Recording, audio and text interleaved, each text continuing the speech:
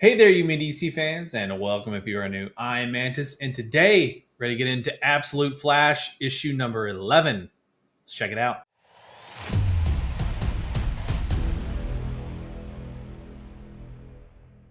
This issue picks up where the last one left off. Wally had been pulled into some strange place where he was greeted by a few alien figures and Barry Allen, of all people.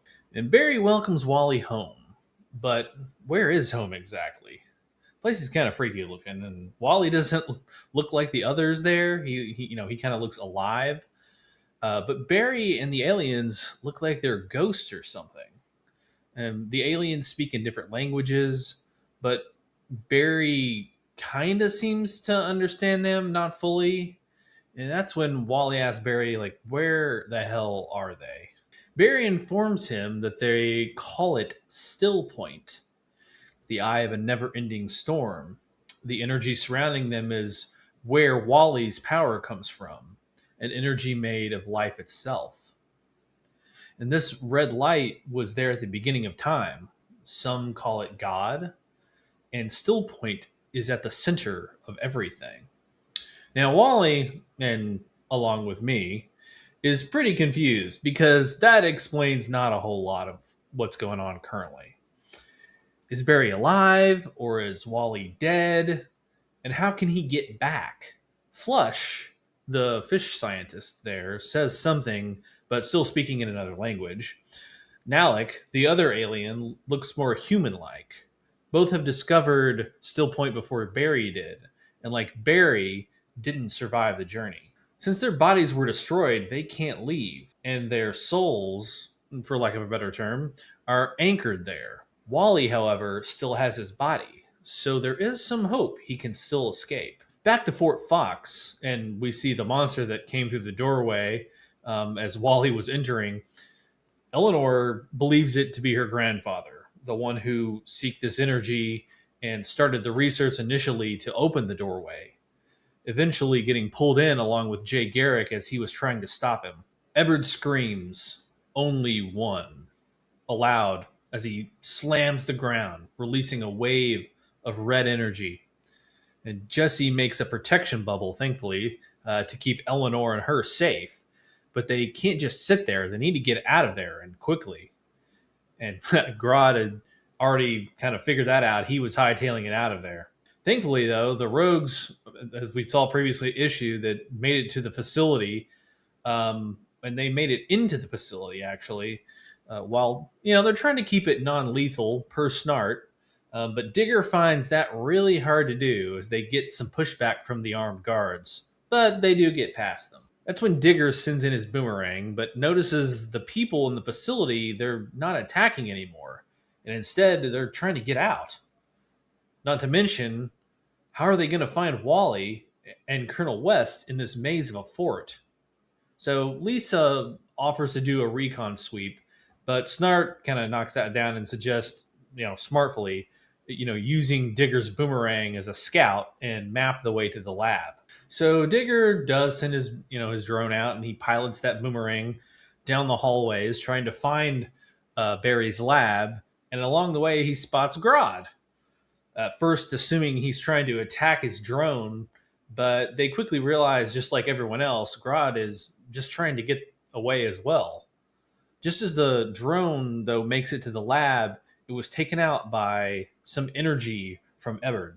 In the lab, Jesse and Eleanor are still trapped in that stasis bubble, but Eleanor has realized how wrong she really was. Jesse thinks that, if she can get to Barry's lab, she might be able to reopen the gateway. Well, I mean, they're not that far from the lab. Things have kind of gotten destroyed through all the chaos there. However, they must act pretty soon, or there's not going to be really anything left to use to make the doorway, again. So the rogues arrive in the lab, and they're going to distract the monster so Jesse can hopefully reopen the doorway. So back to Still Point, where Barry explains to Wally that they aren't the first to visit Still Point.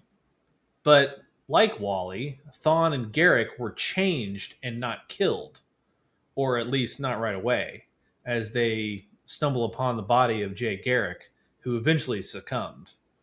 which I think, I mean, it's got to be hunger, thirst. It's a horrible way to go.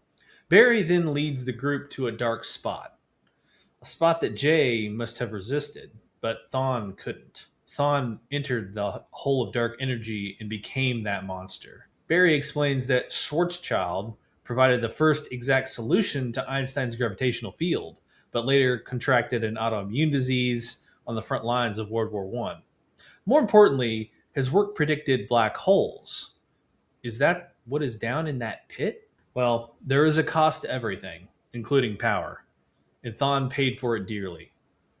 Wally is realizing he's connected to this place, to Still Point, to the red energy, as he has already had this conversation with Barry. His connection with the energy allows for seeing through place and time. Barry tells him they better get away from the darkness, as it will work its way into you. The longer you stay around it, the harder it is to resist. Of course, all this is theoretical, Barry explains, and Barry and his new friends are still working on the proofs, and once solved, they will find a way home for Wally. Hopefully.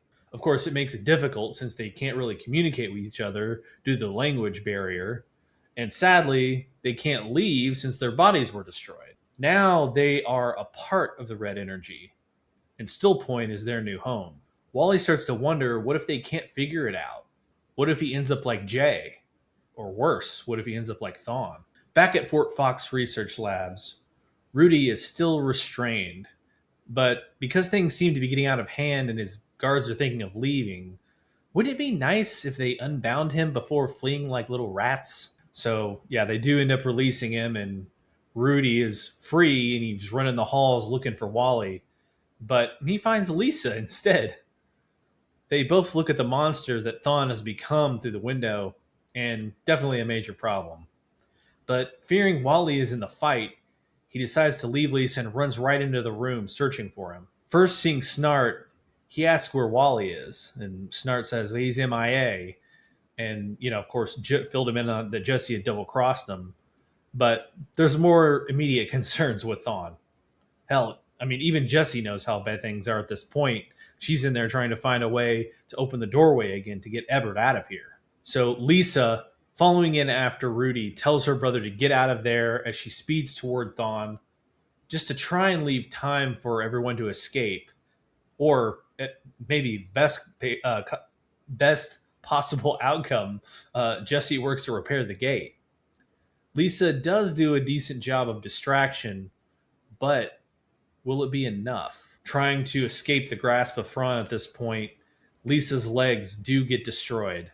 But in the tense struggle, Jesse did manage to open the doorway, and something speeds past them in a flash. That flash was Wally. With the doorway open, he took the chance and made it back in time to deal with Thawne. With Wally more in touch with the red energy, will it be enough to defeat the monster Thawne? Find out next time in Absolute Flash. All right, guys. Thanks a lot for following along and watching this video. Please don't forget to like and subscribe and hit that bell notification so that when we come out with a new video, you guys will get notified and can read along with us. It would be great. Want to appreciate everyone's likes and follows and watches on our videos. It's a little tough right now. I don't know if it's the YouTube algorithm, but if you've made it this far, please like and subscribe. There's no reason you shouldn't. You made it this far, right? So thanks again, and until next time, later.